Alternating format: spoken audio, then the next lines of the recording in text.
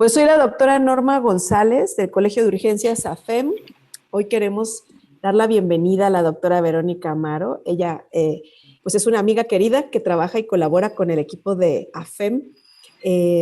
Ha participado con nosotros ya desde hace un buen tiempo con los temas de nefrología. Ella se forma como pediatra en el IMSS y como nefróloga en el 20 de noviembre del ISSSTE y bueno, su formación hace que sea muy versátil el abordaje. Sé que ahora trabajas en el área de nefrología adultos, ¿no? Ya llevas un rato en nefrología en general, Sí, ¿no? sí, ya llevo bastantes años en nefrología adultos y recientemente nos volvimos a reintegrar justamente en el 20 de noviembre en nefrología pediátrica. Entonces ya Perfecto, estamos amiga. con todo. Perfecto.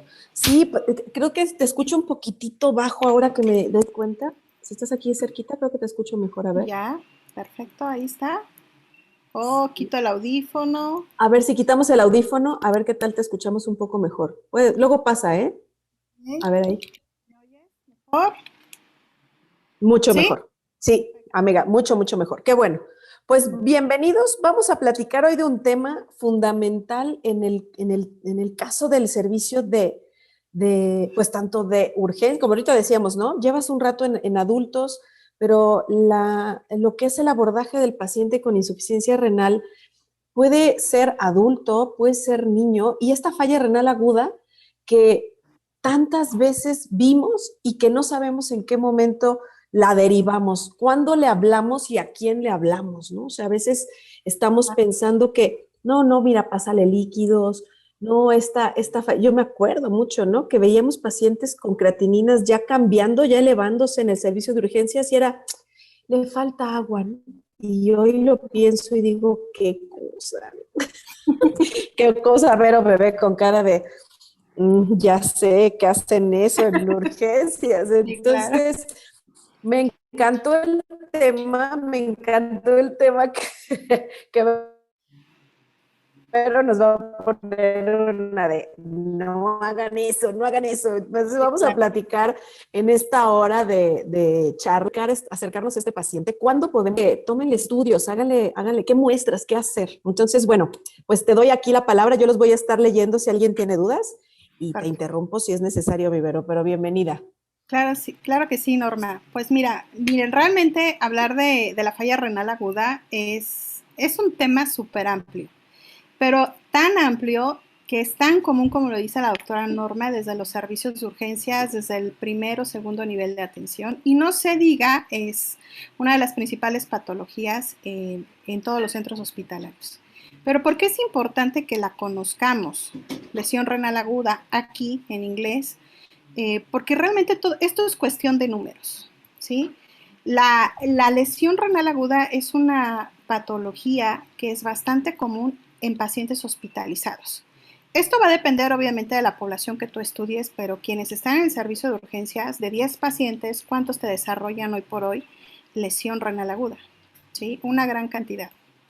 Y lamentablemente no comprendemos que más del 50% de estos pacientes van a requerir en algún punto terapia intensiva porque justamente ese evento de lesión renal aguda pues se está llevando fisiopatológicamente a todo lo que da.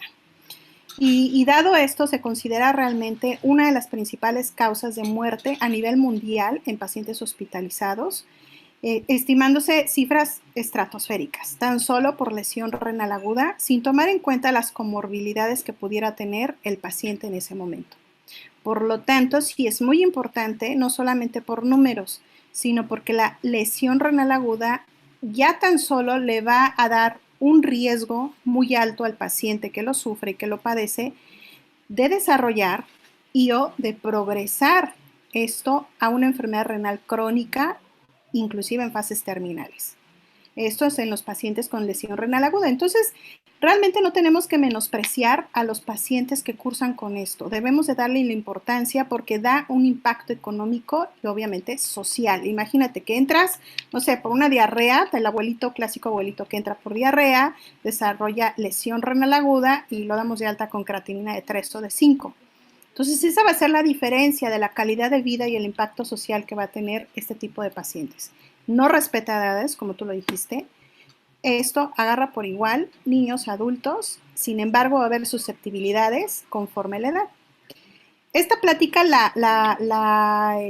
dimos la connotación en relación al artículo que ya subiste, que es la traducción justamente española de estas controversias en la insuficiencia renal aguda o AKI, que es siglas en inglés, IRA es en español, y prácticamente son las últimas conclusiones que hubo en la conferencia CADIGO, ¿sí? Hablar de esto de la insuficiencia renal aguda, tú puedes revisarlo, googleas y te remonta hasta más allá del 2009, que donde ya se empieza a hablar un poquito sobre clasificación, fisiopatogenia. ¿Qué es lo nuevo? Realmente no han cambiado mucho el contexto de definiciones ni de clasificaciones, pero esta última revisión que hizo la CADIGO en el 2019 fue justamente reunir todo un grupo de expertos, analizar artículos y donde ellos quisieron cumplir objetivos de, saben que faltan muchas cosas en relación a la lesión renal aguda, todavía hay muchas cosas por escribirse. Y sobre todo se centraron en una piedra angular. No tan solo es el diagnóstico, sino también cómo la vas a prevenir, ¿sí? Identificarla en pacientes con factores de riesgo y en un momento dado hablan ellos de gestión, es decir, ¿qué estrategias vas a llevar a cabo cuando ya tienes tu paciente con insuficiencia renal aguda? Entonces ellos hablan de estas cuatro bases, la reanimación temprana, la fluidoterapia. Si esta insuficiencia renal está asociada ya a un paciente con un daño renal crónico subyacente, ¿y a quién le vas a iniciar? Oportunamente la terapia sustitutiva de reemplazo renal. Entonces, prácticamente aquí ellos nos sientan las bases de que ya no andemos diciendo si es, no es, o sea, ya lo tiene, ¿qué vas a hacer? Y ellos prácticamente lo que van concluyendo, van derivando de qué herramientas vamos a tener para identificarla, ¿sí? Hay muchas clasificaciones y uno de los objetivos de la última reunión en el 2019 fue justo decir, tenemos que unificar criterios para empezar, ¿sí? Y que esto se va a aplicar tanto a la población adulta como a la pediátrica. Hablar de función renal en el niño es punto y aparte, pero esto lo puedes aplicar también en los servicios de urgencias pediátricos. ¿Cuántos niños que no te van a llegar con estado de choque por diarrea severas y que desafortunadamente no lo identificamos oportunamente? Entonces ellos dicen que hay cuatro formas de definir o de describir a la lesión renal aguda. No a la lesión renal, a la enfermedad renal. Y hablan de AKI, que es lo mismo que IRA en español, CKD, que es Chronic Kidney Disease, un paciente con una enfermedad renal crónica, AKD, que es Acute Kidney Disease, enfermedad aguda renal, y por último nos ponen el acrónimo de NKD, que es Non-Kidney Disease. Ahí abajo en la diapositiva se ven lo que significa cada uno, y este último es un paciente con función renal normal. Entonces partimos desde, tienes un paciente, ¿qué herramientas vas a utilizar? Pues ellos hoy por hoy nos dicen que no nos tenemos que volar la imaginación ni tratar de conseguir biomarcadores así súper raros que lamentablemente solamente se utilizan en la investigación y que nosotros no contamos con alguno de los biomarcadores como vamos a mencionar más adelante. Entonces ellos nos dicen que en primer lugar es la creatinina sérica, ¿sí? Y en segundo lugar, la determinación o la medición de la uresis horaria. Entonces, estas dos cosas te van a poder ayudar a definir si tu paciente en ese momento está cursando con un evento de IRA. ¿Y qué nos dice? Ajá. Oye, Ibero, y fíjate que cuando pensamos en pedirle creatinina, ¿cuántas veces, si tiene un paciente, ahorita que decías, niño con diarrea, le tenemos que pedir una química sanguínea? Entonces, a un niño con evacuaciones diarreicas es un estudio que sería casi obligado, ¿no? Para descartar, porque a lo mejor no se ve clínicamente una deshidratación tan importante, pero el riñón ya está empezando a tener sufrimiento. Exacto, porque como vamos a ver más adelante, hay otros factores que se van sumando, como son los fármacos, ¿sí? El clásico niño que te llega con un estado casi de choque por diarrea severa, ¿sí? donde dices, aquí el plan A y el plan B no funcionan, nos vamos a la hidratación. Pero lamentablemente eso que tú dices no lo monitorizamos. Y también, no solo la creatinina, la medición del volumen urinario. Inclusive en la población adulta a veces es complicado que te hagan esas mediciones porque son dependientes del factor humano muchas veces, ¿no? Entonces, primero, creatinina sérica. Lo ideal que nos dicen estos expertos es que deberíamos de tener un nivel basal, o sea, un valor basal. Es decir, dentro del interrogatorio tú tendrías que investigar si ese paciente ya tenía un daño renal, porque va a cambiar mucho el panorama entre si ya tenía algo renal crónico o es su primer insulto, ¿sí?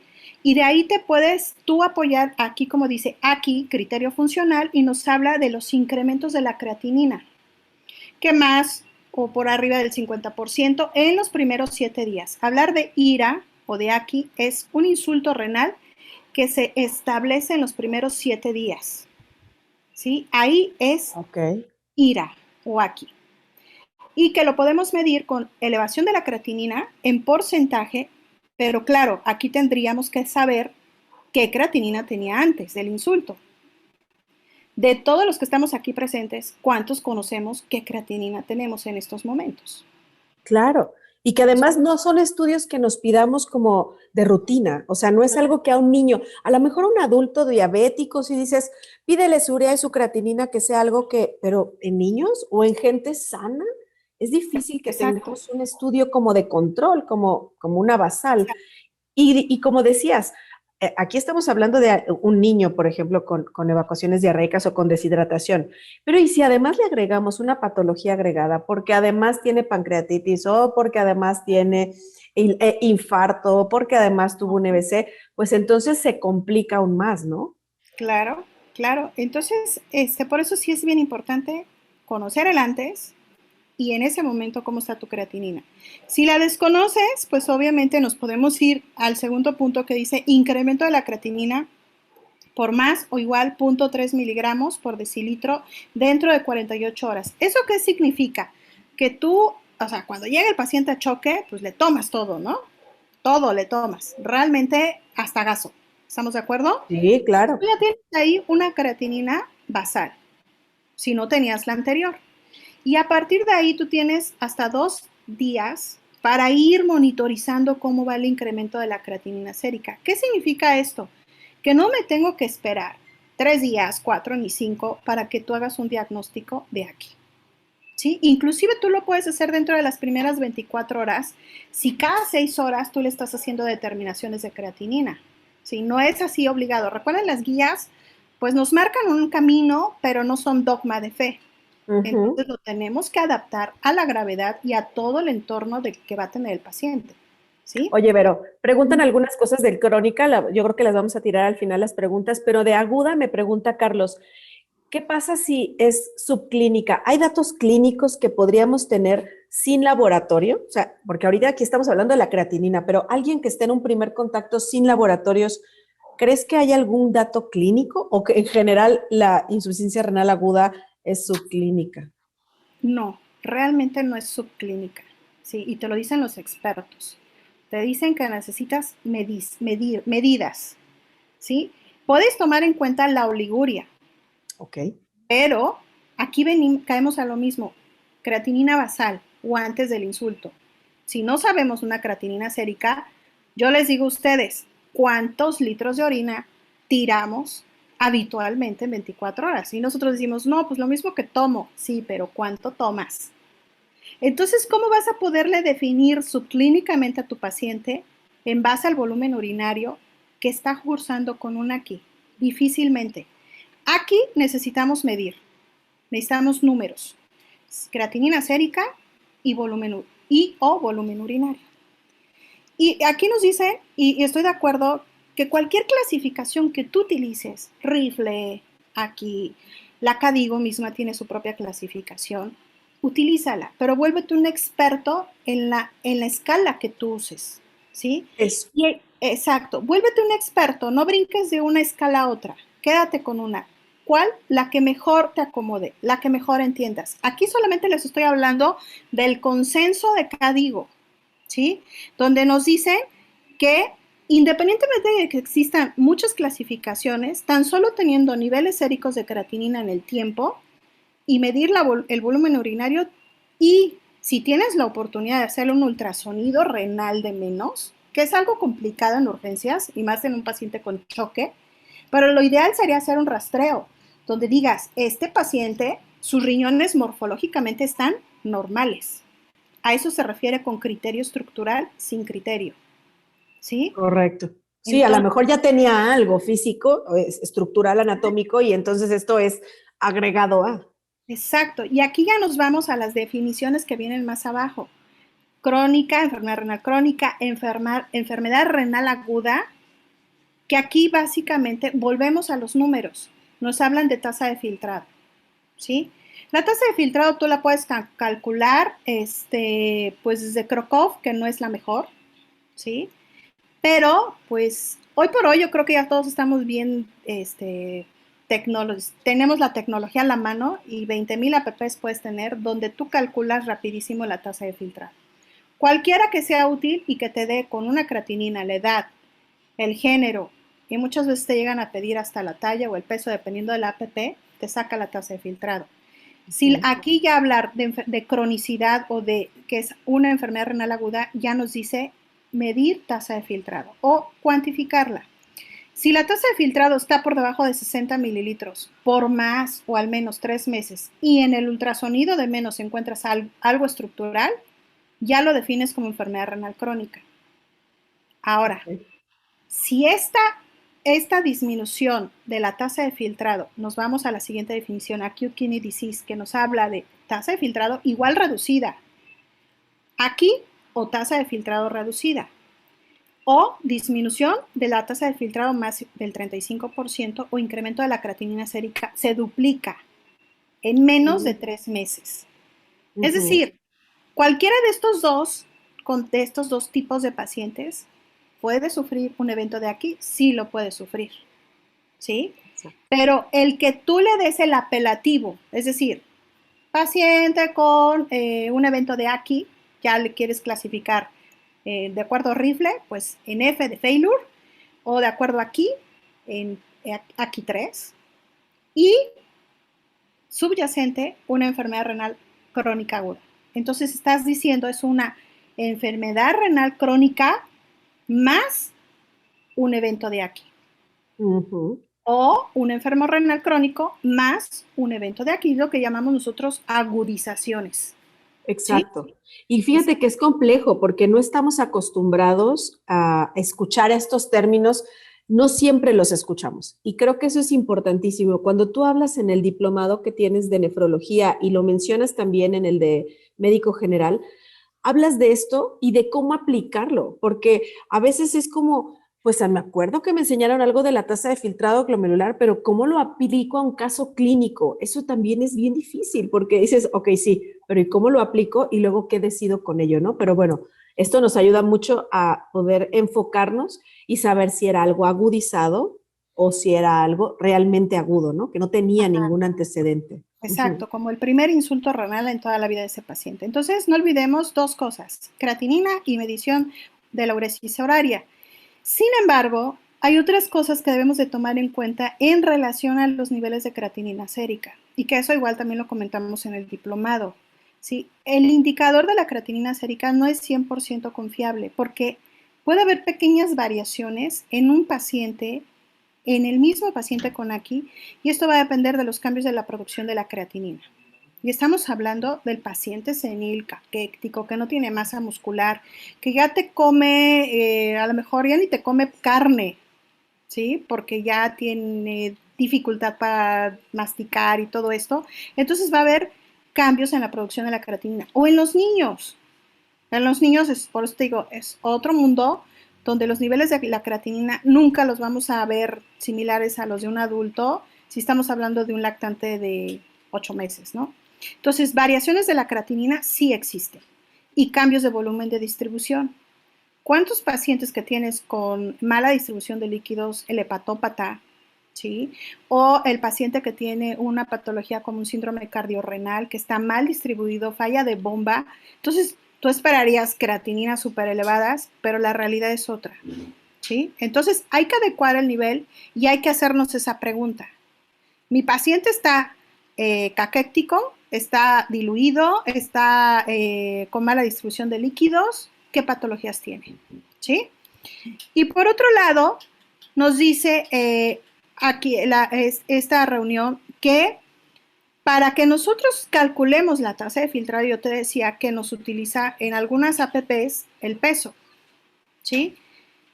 Y para que tú calcules la uresis horaria, lo ideal es que lo ajustemos al peso, para que entonces tú definas si tu paciente tiene oliguria o tiene anuria, ¿sí? Y de ahí vas a discernir entre la gravedad del insulto renal en ese momento. Sin embargo, hablar de peso en fórmulas es también como hablar de cosas místicas. ¿Por qué? ¿En base a qué tomo el peso ideal?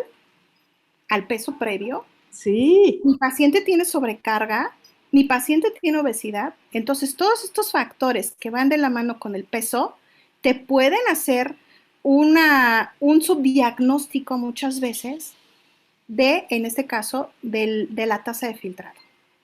Entonces, aquí básicamente hablar del cálculo de la tasa de filtrado para que tú definas cronicidad, agudo o crónico, tiene que ser en un lapso de menos de 3 meses para algo agudo, sin que sea estrictamente su primer o segundo evento de aquí. Y cuando sea crónico es más de 3 meses. Entonces son estos dos conceptos que tenemos que manejar, ¿sí? Y la otra, nos queda el último acrónimo que nos dice de no tiene nada, su función renal está íntegra, pero este paciente tiene todo el derecho de tener un insulto renal. Claro. Lo vemos hoy por hoy en los pacientes con COVID, ¿sí?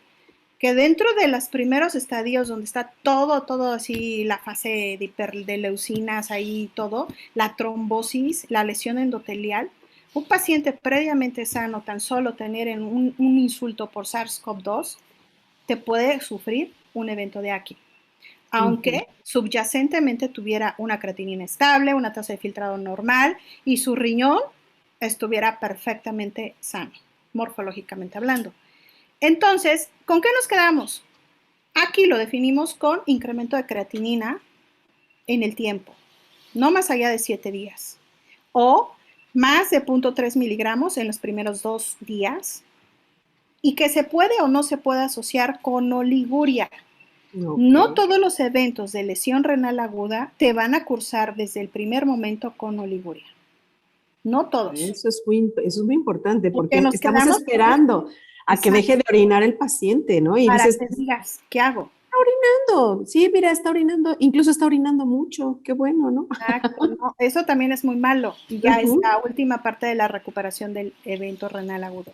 Oye, pero me preguntan antes de que sigamos, me dicen, ¿es mejor usar MDRD o MDR diagonal CKD EPI? Ayúdame Sí, a entender. sí, todas esas siglas, bueno, sí, justamente hay diferencias y lo comentamos en el diplomado cuando hablamos de enfermedad renal crónica, protocolo y cómo clasificas. Son mejores cuanto más variables tome la fórmula. MDR nos habla de desnutrición o no desnutrición, malnutrition. Entonces, ahí como que es más fina esa fórmula que la seca de EPI. Pero si la queremos hacer manual, tienes que ser súper hábil con una calculadora así, que te maneje logaritmos y todo eso, que la verdad no lo hacemos. Entonces dependemos de app. Si tú tienes una app, lo primero es MDR y después CKDEPI. Y por último, así sobre súper lo último, Crocov. Okay. Yo creo que en ese sentido, esas serían las dos estimaciones. Y como lo mencionamos en el diplomado, hay otra fórmula que se aplica en los pacientes seniles. Ok, perfecto. Obviamente, pediatría tiene sus fórmulas. Otro. Ok, adelante, gracias. Perfecto. Bueno, entonces ya que definiste que tu paciente tiene insuficiencia renal aguda, tú dices, bueno, ¿ahora qué hago? Es fácil hacer una clasificación sindromática, un diagnóstico sindromático, funcional, fisiopatológico, etiológico. Todo va de la mano, todo es un conjunto, pero sobre todo tienes que tomar 3 premisas. Distinguir entre las condiciones que reducen la función glomerular. ¿Qué condiciones lesionan el túbulo y o el glomérulo? ¿Y qué condiciones me hacen las dos cosas? Aquí es cuando ya entra el expertise del nefro, pero ustedes, si realmente ahonden en el estudio de la lesión renal aguda, tú puedes decir, no, el daño está a nivel del glomérulo exclusivamente, ¿no? O no, ¿sabes qué? Es una lesión tubular que va a lesionar el glomérulo y que puede o no puede quedarse con un insulto ya permanente. Entonces, el enfoque diagnóstico lo podemos decir desde el punto de vista sindromático, ¿cómo es? Si fue agudo o ya es algo crónico agudizado. ¿Sí? Funcional, mides tasa de filtrado, mides creatinina, vas haciendo tu escala evolutiva de cómo se va elevando la creatinina por horas, ahí das un diagnóstico funcional. Y es ahí donde tú puedes utilizar las escalas que comentamos, Rifle, Akin o la Cadigo. Fisiopatológico, ¿qué mecanismo llevó al insulto renal? ¿Sí? Para renal, parenquimatoso o obstructivo. Esto parecía súper sencillo, pero muchas veces se van mezclando lo parenquimatoso con lo prerrenal. Entonces, el que tú definas fisiopatológicamente es un poco complicado.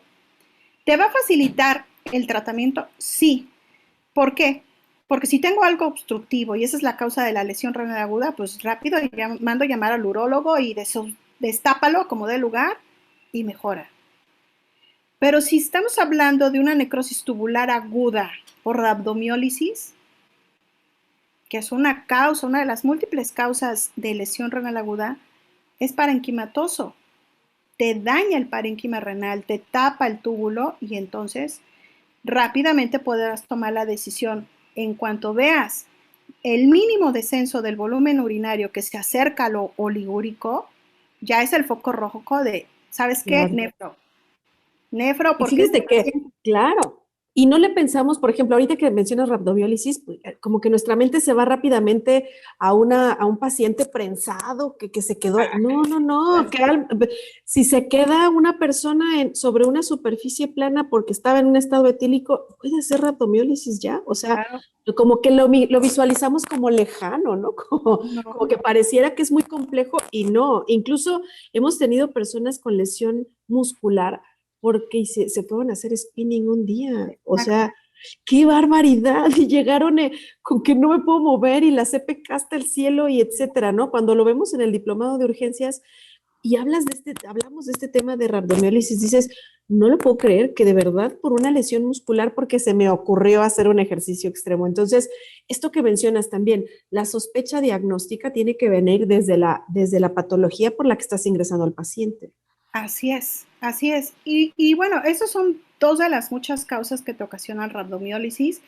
Lo podemos ver más frecuente en el paciente metabólico. ¿Cuántos pacientes diabéticos crónicos que en su vida se han hecho un screening de creatinina sérica y que te debutan ahí y la rhabdomiólisis fue por el uso de estatinas o de besafibratos y que ya tienen una enfermedad renal crónica avanzada y que fue así como que el parteaguas para que eso crónico agudizado te diera un insulto renal agudo y se va a la función renal?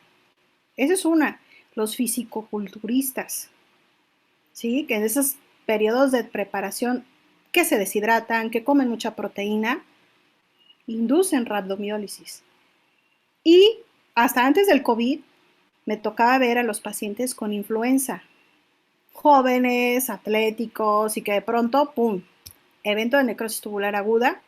¿Por qué? Por influenza. Sí. Entonces, las causas son múltiples, pero dependiendo de si esto insulta antes del parénquima, al parénquima o después del parénquima, el tratamiento puede variar. Oye, Vero, y me preguntan aquí, específicamente para SARS-CoV-2, es importante el manejo del paciente.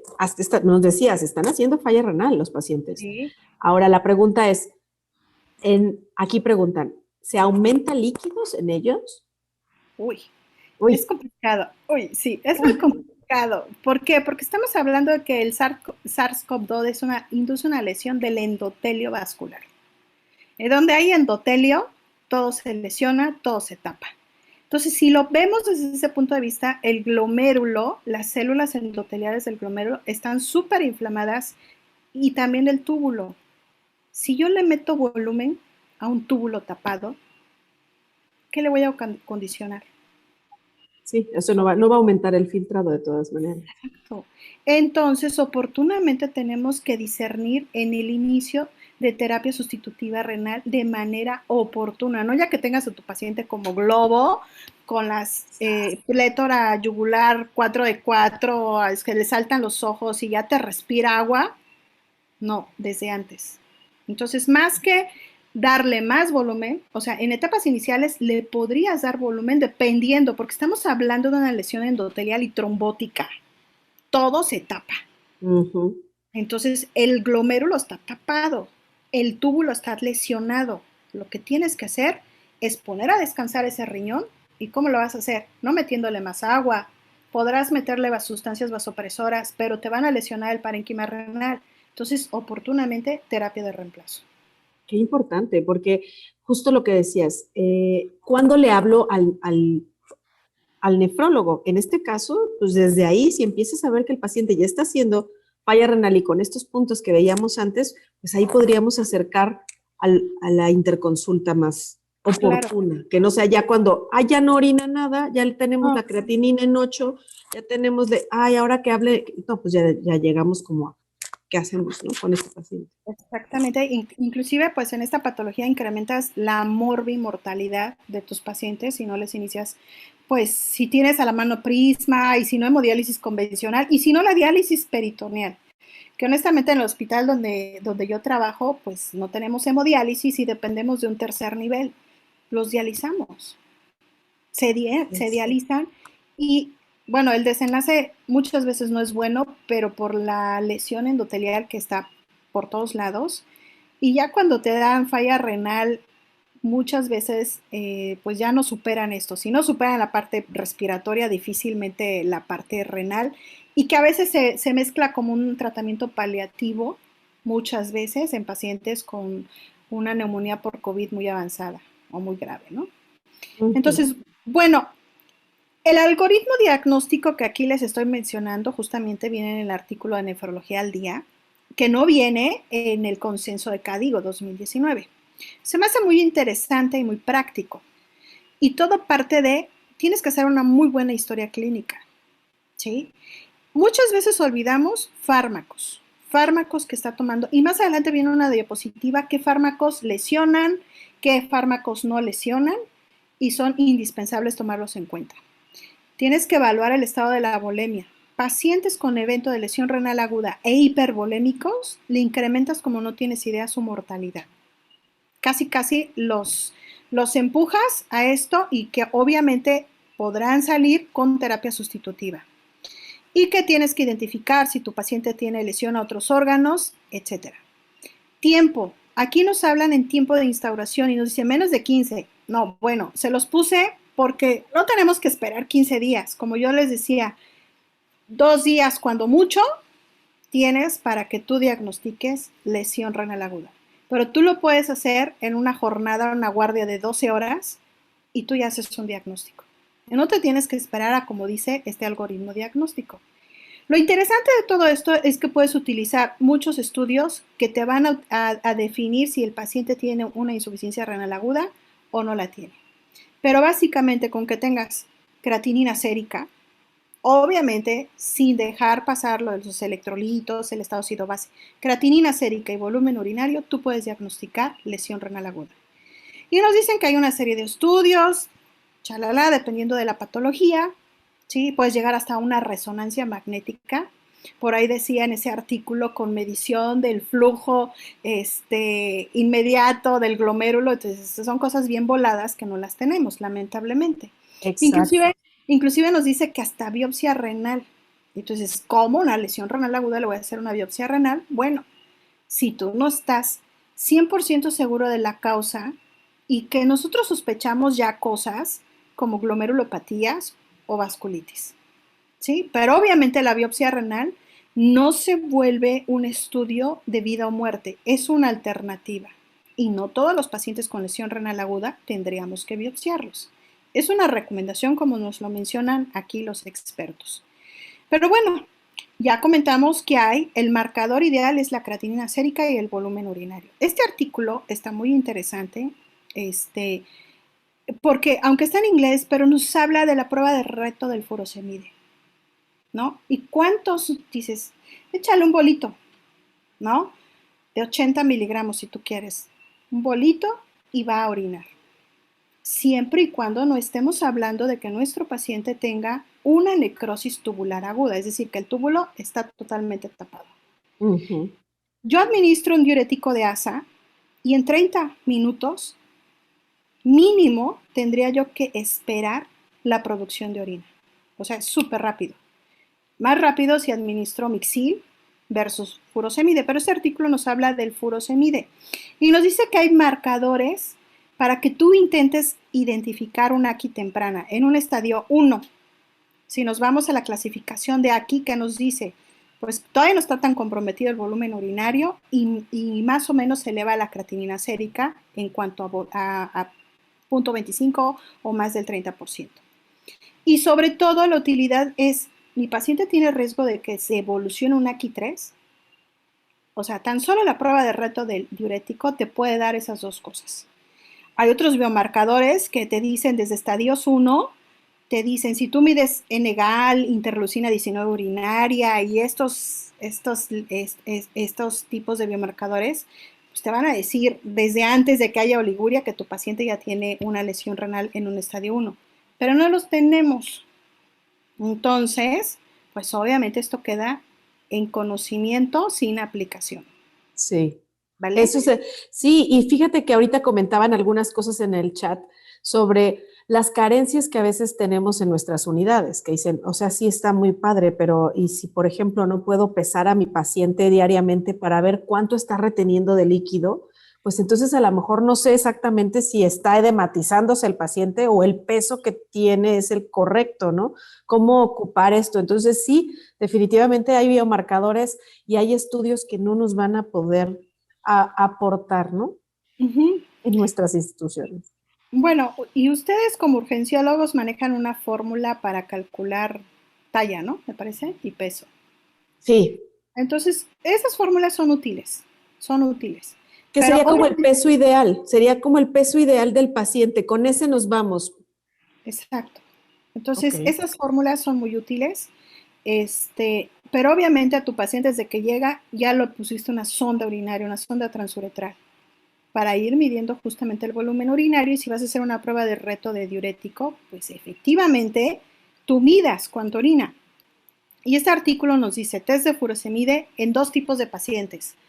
Uno, que aquí lo definen como paciente virgen, es decir, paciente que nunca en su vida ni siquiera ha olido el diurético de asa, o sea, no lo conoció en su vida. A eso ellos lo definen. Y le vas a aportar una dosis de 1 miligramo por kilo. O si tú ya tienes un paciente que previamente ingería diurético de asa, su prueba de reto es con una dosis más alta, a 1.5 miligramos por kilo dosis. Entonces, si estamos hablando con un paciente más o menos promedio de 70 kilos, si es virgen en cuanto al diurético, pues le da 70 miligramos.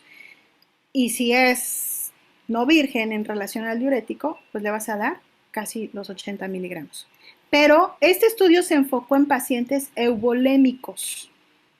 Eso es importante, Sí. porque justo preguntaban, entonces ya no le pasamos líquidos. No, es que depende, porque si la sospecha de la hipovolemia es real por la patología de base, Sí, primero claro. tendrás que recuperar volumen. Claro. ¿Y quiénes serían los casos? Cualquier cosa que pierda volumen, ya sea líquido o sangre. O sangre. Digo, la sangre no la tienes ahí calientita y lista para que se la pongan a los pacientes cuando llegan a choque. Lo que tienes ahí, pues son soluciones. cristaloides. Y aquí entra en controversia todos los artículos que han salido en base al uso de la solución salina, Ringer lactato, etcétera. Claro, Realmente lo que tengas a la mano, y es lo que muchos expertos dicen, lo que tengas a la mano. Realmente no hay claro. tanta evidencia porque ahí son decisiones de vida o muerte. ¿Sale? Claro, creo que lo importante sería empezar con cristaloides, como mientras nos ponemos de acuerdo y mientras sabemos exactamente qué es, aunque sea hipovolemia con pérdida de sangre, Ajá, dices con cristaloides y después nos ajustamos y ya, como dices, la sangre no está ahí como para, ya póngansela, ¿no? Pero claro, sí determinar si hay riesgo de volumen y como ahorita mencionaban, incluso en pacientes con COVID, el paciente puede tener pérdida de volumen por el estado de sepsis y entonces estar en un tercer espacio y de todas maneras estar hipovolémico, no oligoémico, pero sí está hipovolémico, sí le falta claro. líquido también. Entonces, por eso el manejo sí debe ser pues multidisciplinario y esto es como entra en la sospecha, no olvides el riñón. Claro. Y hablar, bueno, de lesión renal aguda por sepsis es otro rollo, ¿sí? Es otro rollo y obviamente aquí como que se han enfocado más a los pacientes que pierden volumen, ya sea por líquidos o por sangrado tubo digestivo clásico que tenemos en urgencias, ¿no? Qué bueno lo comentamos, fíjate, porque alguien podría decir, bueno, pues es que es una falla renal aguda por un paciente que tiene sepsis y que no tenía antes, y sí tengo una creatinina previa, pero tiene marcadores de respuesta inflamatoria y tienes que sí es sepsis, ¿no? Ya incluso a lo mejor, ¿cómo se llaman estos? Bueno, que sí es sepsis, y entonces, pues estaríamos confusos en el diagnóstico, ¿no? Claro, y podrá tener tu paciente sepsis y aún estar eubolémico. Si ya estamos hablando de un choque séptico avanzado, así en una fase que ya no te responde a nada, pues tu paciente generalmente está hipervolémico, pero por mala distribución de líquidos. Entonces, hablar de eubolemia clínicamente, ellos nos dicen qué tomas en cuenta. Pues la presión arterial y signos vitales como cuál, frecuencia cardíaca, llenado capilar, datos clínicos. Inclusive la revisión de las venas yugulares. Tan solo con que lo revises, tú ya sabes si tu paciente está en eubolemia o está hipervolémico. ¿Sí? Puede estar Correcto. ingurgitado, pero no necesariamente va a estar hipertenso hasta el tope. Entonces, presión arterial y datos clínicos de volumen. Y aquí nos dicen que obviamente es un paciente que le vas a vigilar el volumen urinario en 2 horas en esta prueba de reto. Lo tienes sondeado. ¿Y cómo vamos a definir, cómo vamos a establecer el aquí? Pues en 2 horas y en las primeras 2 horas el volumen urinario con esa dosis, al menos con 70 miligramos en un individuo de 70 kilos, te orina 200 mililitros en 2 horas. ¿Qué significa? Que te está orinando 100 mililitros por hora. Y esto ya nos habla de una verdadera estado, pues prácticamente de oliguria. O sea, tu paciente está a punto de no orinar. Si el paciente orina más que esto, ¿qué significa? Que el túbulo está íntegro y que te va a responder a diurético. Y si lo tienes con sobrecarga, ahí tienes la clave del manejo. ¿Sí? Pero si tu paciente lo tiene sobrecargado, le pasaste la dosis de reto del diurético y no me respondió con más de 200 mililitros en 2 horas, ojo, ese paciente va a requerir terapia de reemplazo. ¿Sí? Qué buen punto este, fíjate, preguntaban, ¿a quiénes incluyo? Bueno, ya mencionaste entonces que para esta prueba tiene que ser pacientes que tengan buen volumen, porque si están hipovolémicos, primero empezamos con volumen. Ya que Claro. has determinado esta euvolemia, que serían los pacientes, ahora sí le hacemos esta prueba y esperamos a ver este resultado y con eso determinamos si lo que requiere es sustitución o diuréticos. Exactamente.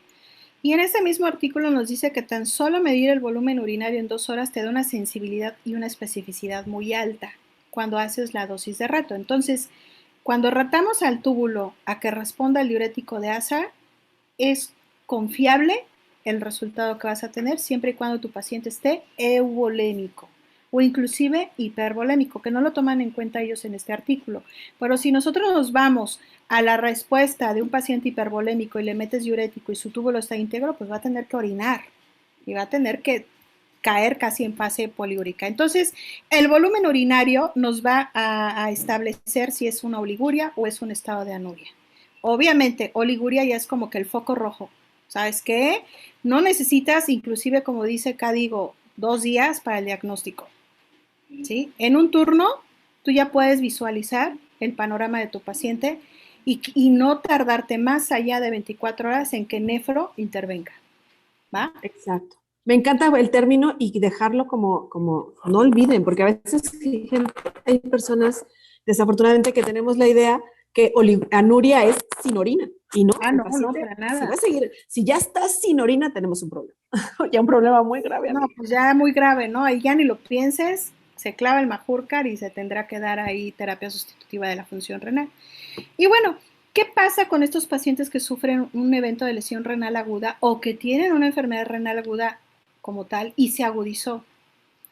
Ya lo superaste, ya lo superó el paciente, ya lo salvaste, ya lo hemodializaste a lo mejor, pero cuando los damos de alta, nos olvidamos de ellos, ¿sí? Y entonces va de la mano cómo se va a instalar el daño renal. Muchas veces lo damos de alta y dices, bueno, lo pudiste dar de alta en la fase poliúrica y te regresa y tienes otro insulto. Esta tabla se me hace súper interesante y viene igual en el artículo que mencionamos al inicio y en el de nefrología al día, pero ellos nos dicen hacer énfasis a quién voy a referir con el nefrólogo, pero como vigilancia ya en estado poshospitalario, consulta externa.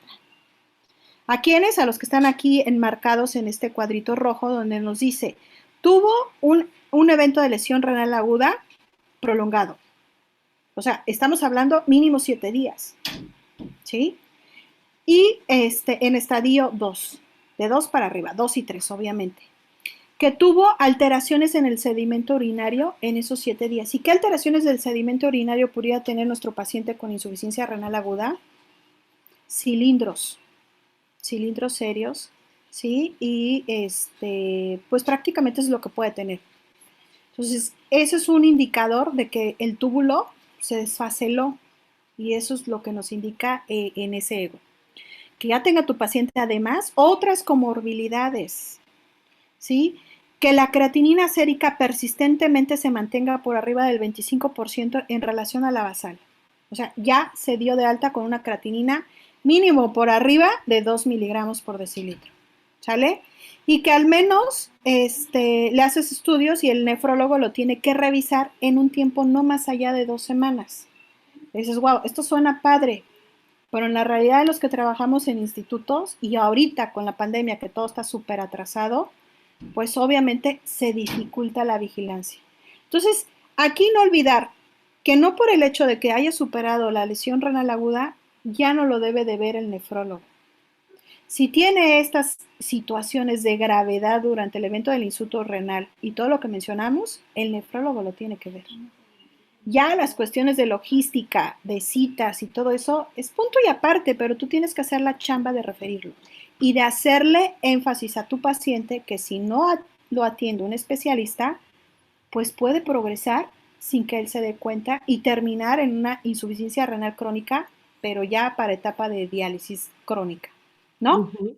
Entonces, Sí, y no todos están en institución también, amiga. A lo mejor alguien estás dando de alta de un hospital privado y pues claro, sí, toca, ¿no? Toca derivarlo, ¿no? toca derivarlo, exactamente. Algo que también nos dicen aquí es que todo paciente que ya tenga diagnóstico previo de una enfermedad renal crónica en estadio G4, de acuerdo a la acá digo, independientemente de la gravedad del evento de aquí, lo tienes que derivar con el nefrólogo en un tiempo no más de 7 días. ¿Sí? Porque es el tiempo que nosotros en teoría como nefrólogos tendríamos que esperar que recupere esa función renal o que ya se establezca un daño más avanzado y crónico. Otro indicador, no olvidemos que además de la creatinina sérica, gaso, etcétera, el ego. El ego es muy bueno y es muy importante que lo determines, porque independientemente de que diagnostiques una urosepsis, que puede ser la causa del choque séptico y la causa de la lesión renal aguda, si el paciente no es diabético, no es hipertenso y lo egresas con proteinuria, posterior al evento de insuficiencia renal aguda, tu paciente tiene casi el 90% de evolucionar a una enfermedad renal crónica tan solo por quedarse con proteinuria. ¿Y cuánto de proteinuria? Pues mínimo lo que mencionan las tiras Lapsis, más de 2 cruces o más de 300 miligramos por decilitro, ya es un indicador de mal pronóstico para la función renal a largo plazo. Una vez recuperado el paciente, le tomas un ego y ahí es donde determinamos, ¿no? O sea, ahí es donde con eso nos podemos orientar. Exacto. Y entonces refuerzas la idea de que lo tiene que ver el nefrólogo en no 6 meses, en no un mes, mínimo 7 días.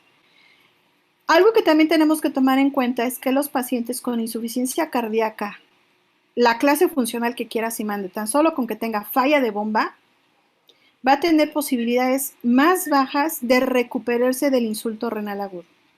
Entonces, por lo tanto, los tienes que derivar con el nefrólogo. Podrá ser un paciente con una insuficiencia cardíaca, a lo mejor clase 2, que te debutó con una lesión renal aguda, lo supera, lo manejas, etcétera, pero ya se quedó con una discreta elevación de la creatinina, pues ese paciente, si no lo monitorizas, va a volver a caer en otro insulto renal agudo hasta que termine la función renal. Entonces, ¿qué pacientes son de riesgo? Todos los que tengan comorbilidades, pero específicamente los cardiópatas, los que tengan una enfermedad renal crónica previa, la causa que quieras y mandes, y los que egresas después de recuperado del evento de aquí con proteinuria. Correcto. Son los 3 pacientes de riesgo que ameritan vigilancia de la función renal a largo plazo. ¿Okay? Y bueno, ya el tratamiento. Las líneas de tratamiento son muchas y todo va a depender de la causa. Realmente no podemos dar una receta de cocina, decir A más B y le vamos a dar la fórmula mágica tal. Tenemos que hacer un análisis desde el punto de vista hemodinámico, desde el punto de vista medir creatinina, volumen urinario y la causa, ¿sí? Para que tú puedas diferenciar en que si es una condición que les redujo la función glomerular, y aquí vamos de la mano con elevación de creatinina y tasa de filtrado reducida. Condiciones que resultan en lesión tubular, esas les toca al nefrólogo identificar. Pero ustedes como médicos de primer nivel lo pueden identificar tan solo con un FENA, ¿sí? Y que pocas veces le pedimos pareados electrolitos urinarios y electrolitos séricos. Entonces aquí refuerza la idea este grupo que debemos de parear las mediciones séricas y urinarias, al menos de sodio, de potasio y de cloro, que sí te los hacen en un laboratorio pues básico, ¿no? Como tal en un hospital. Claro. O puede haber situaciones en que te lesionan tanto el túbulo como el glomer. Entonces ahí el tratamiento es complejo. ¿Por qué? Porque si reduzco la función glomerular, mi estrategia no es meterle más volumen, sino poner a descansar el riñón con terapia oportuna. Si se lesionó el túbulo, como en el caso de las necrosis tubulares agudas por rabdomiólisis, por nefritis tubulointersticial, por algunos AINES, pues entonces tengo que ver, por ahí nos dice en la clase que vemos de necrosis tubular aguda en el diplomado, hablamos de un autor que se llama Sutton y que nos habla en tiempo que tenemos más o menos 7 días para que el túbulo se destape. Pero obviamente en urgencias no lo vas a tener 7 días, ¿verdad? Pero entonces tú lo puedes inferir dependiendo de los niveles de FENA. ¿Sí? FENA, ¿sí? Y ese FENA no es tanto que nos diga es una lesión prerrenal o glomerular, ¿sí? Cuando ya te dice que el FENA se asocia a una lesión glomerular, invariablemente el túbulo también está lesionado. Entonces tu paciente con mayor razón va a requerir de muchas veces terapia de reemplazo, no le metas más volumen, aporte quizás de diurético y mantener una eubolemia. Para que entonces, esas son las estrategias farmacológicas que ayudan a que el riñón lo pongas a descansar y no lo insultes más. Porque aquí la clave del tratamiento es, deja de lesionar más al riñón. Ni lo sobrecargues ni lo seques. Si ya no te respondió el diurético de asa, no insistas, no te va a responder. Y recordemos que el diurético de asa es nefrotóxico. y ototóxico. Entonces, Sí, utilizar el diurético de asa no es tan sencillo, ¿vale? Y así es. esto lo complementamos con fármacos. Fármacos nefrotóxicos. Tenemos un paciente con lesión renal aguda, ya mandaste al nefrólogo y te pone la clásica cantaleta y recomendaciones, ¿no? Suprimir nefrotóxicos. Tú dices, ya lo sé. Sí, bueno, pero ¿cuál es el mecanismo de acción de los nefrotóxicos? No todos son nefrotóxicos. Esta tabla está súper padre porque la verdad nos dice, daño, marcadores de daño renal sin disfunción y sin daño. Luego nos dice del lado derecho en morado, daño sin disfunción. Abajo del lado izquierdo, disfunción con daño. Y en el cafecito anaranjado nos dice disfunción y daño. Los mecanismos para que el glomérulo como tal se lesione son dos. Efectos hemodinámicos que te van a impactar en la función de quién? Del glomérulo. ¿Sí? ¿Y cómo te impactan? Drogas hipotensoras. ¿Por qué? Porque le disminuyes la perfusión al glomérulo y lo lesionas. Entonces, a lo mejor mi paciente, ¿sí? Llegó hipertenso y llegó hipovolémico, no sé, un caso súper raro, y que se te ocurre decir, pues le voy a dar, no sé, un antihipertensivo. Paz. Hipoperfundes y induces una vasoconstricción, aquí ya nos vamos, con drogas vasoconstrictoras que lesionan la dinámica de las arteriolas aferente y eferente. Entonces, todo lo que impacte, lo que le llega, el volumen, presiones, presión hidrostática que se va a transmitir hacia el glomérulo, nos va a inducir una disfunción puramente renal. Pero está el otro contexto, que es una lesión renal, el número 2, que es daño tubular. Entonces el riñón lo lesiono o del túbulo o del glomérulo, o de ambos, ¿sí? Y los fármacos que van a lesionar las dos cosas son los AINES, ¿sí? Sí, Y sí, yo sé. sobreusamos, y Sí. sobreusamos el diclofenaco, el ketorolaco, el ibuprofeno, ¿sí? Ujú. Entonces, y aparte es un paciente que a lo mejor dice, sí, pero le duele, ok, utiliza otros fármacos, otro tipo de analgesia, y a eso nos referimos con fármacos nefrotóxicos. Oye, Los pero antes de que sigamos de ahí, que preguntaba aquí el doctor Carlos y me parece que aquí podría entrar la pregunta. ¿Los vasopresores también afectan a todo esto que estás mencionando, pacientes que tengamos internados con vasopresores? estrictamente hablando, los vasopresores no afectarían el glomérulo como tal. Ok. ¿Sí? ¿Por qué? Porque el vasopresor lo que tú intentas es mantener una PAN perfusoria. Y al hablar de Ujú. una PAN perfusoria, le vas a aportar el volumen que requiera en ese momento el riñón.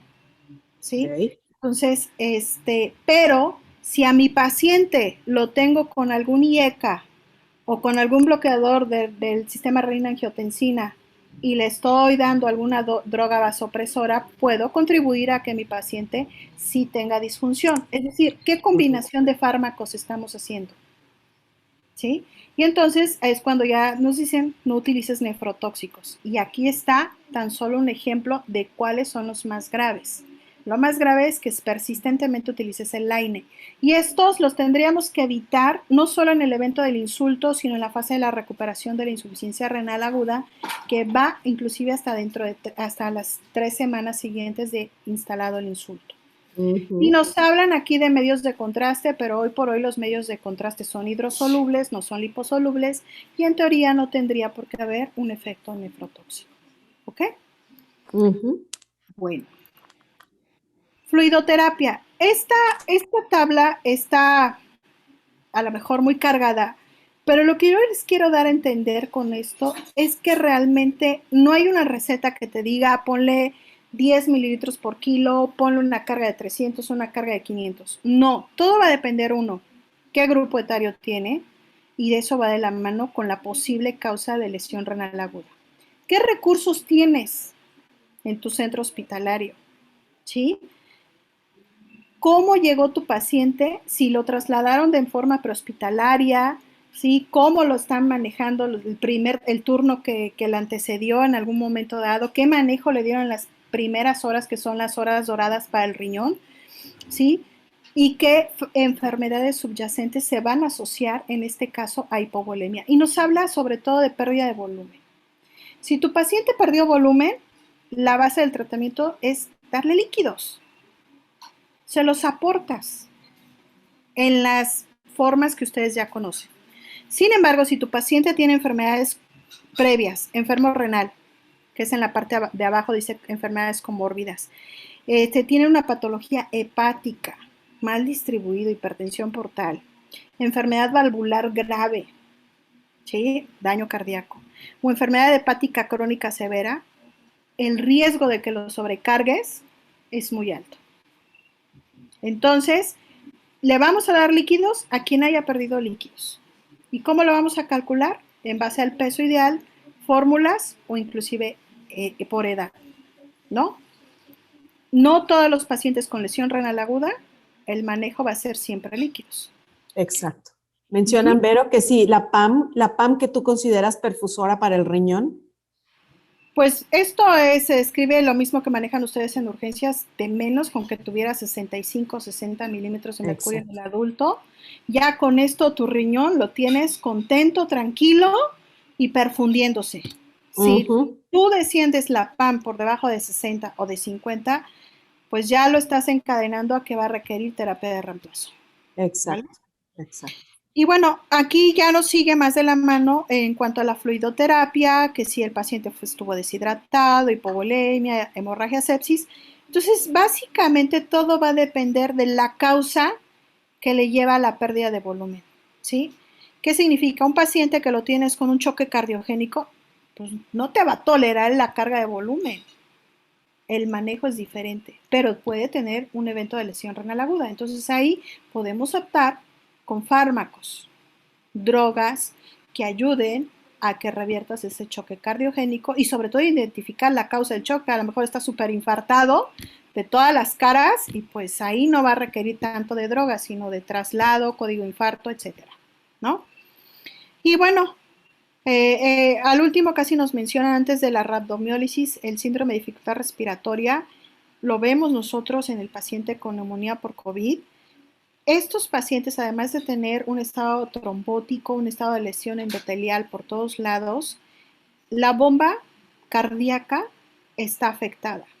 Entonces, el manejo de líquidos es muy, muy lábil y puedes inclusive hasta empeorarlo y condicionar edema alveolar y pues más daño de bomba, más daño renal. Entonces, fluidoterapia no en todos los casos, a excepto de que realmente documentes que perdió líquido. Y entonces, ¿a quiénes le vamos a iniciar la terapia sustitutiva de la función renal? Pues prácticamente este flujograma nos lleva a que digas, ¿lo necesita en base a qué? Niveles de creatinina sérica, como lo mencionamos, y estado de uresis horaria. Si tu paciente ya tiene oliguria y ya en tus primeras 6 horas lo recibiste, le tomaste creatinina y tiene 2, al siguiente turno ya tiene 6, pues obviamente agua pasa por mi casa y ese paciente, seguramente si el volumen urinario está ya cercano a los 200 mililitros, ya no le pases tanto volumen, no te respondió el diurético, inicias terapia de reemplazo y de manera oportuna. Sobre todo, ¿y qué nos dice las recomendaciones de estos autores? Pues la terapia de reemplazo ideal realmente no existe, si lo vemos desde ese punto de vista, porque depende de qué tienes en tu centro hospitalario. Por eso yo les decía, en el caso de donde trabajamos a los pacientes con COVID, si no tenemos ahí unidad de hemodiálisis, pues es la diálisis peritoneal, aunque sea con un volumen de instilación del 50% para no aumentar más la restricción de la capacidad ventilatoria pulmonar, pero lo dializas, ¿sí? Entonces va a depender de qué tienes a la mano. Lo ideal son las terapias lentas, es lo ideal, ¿sí? Y la terapia sustitutiva, que es la hemodiálisis intermitente, y en último lugar la diálisis peritoneal. Ninguna es menos que otra. Obviamente, en un evento de lesión renal aguda, lo ideal es la terapia lenta. Correcto. Y pues prácticamente con eso concluimos con esta charla. La verdad, hablar de insuficiencia renal aguda es llevarnos 20 horas. Sí, amiga, si quieres dejar de compartir para poder, ándale, ahí está perfecto. Y es muchísima información, ¿saben? O sea, creo que me encanta porque lo hiciste compacto, nos fuimos en una hora, como siempre prometemos aquí los lunes de platicar con expertos. Hubo varias dudas, ¿sabes?, sobre el paciente crónico, pero yo creo que vamos a hacer otra sesión para platicar un poquitito sobre el paciente crónico, entrarle un poquito a lo mejor algo de información. Vero participa con nosotros en el diplomado de nefrología. Es buenísimo la forma en la que abordas los temas con este diplomado. También participa en el de médico general, en donde llevas toda esta área de nefrología y nos acompañas en el de pediatría. La verdad es que nos encanta escucharte y bueno, hubo mucha participación, hubo muchas preguntas. Por aquí traté de hacer como resumen. Creo que una de las preguntas que me estoy acordando que faltó, hablaban un poquito de los electrolitos en orina y decían que si nos, dice, ¿en qué condiciones la cuantificación de electrolitos urinarios no resultarían confiables para evaluar esta insuficiencia renal? ¿Cuándo dirías mejor no los tomen? No, pues nunca, realmente tómenlos. Sí, Tómenlos. hay el mito de que dices diurético. El diurético de asa puede modificar el nivel de sodio. Sí lo puede modificar, pero créeme que al nefrólogo le encanta calcular cuánto sodio tiene y cuánto sodio puede perder. Inclusive te puede ayudar a decirte, sabes que ya no le pases tanta salina. Porque, Exacto. porque ya literalmente el riñón ya lo recuperaste y tiene una natriuresis, mejor ya bájale a la solución salina. Así Lo es. ideal es que sean pareados, séricos y urinarios.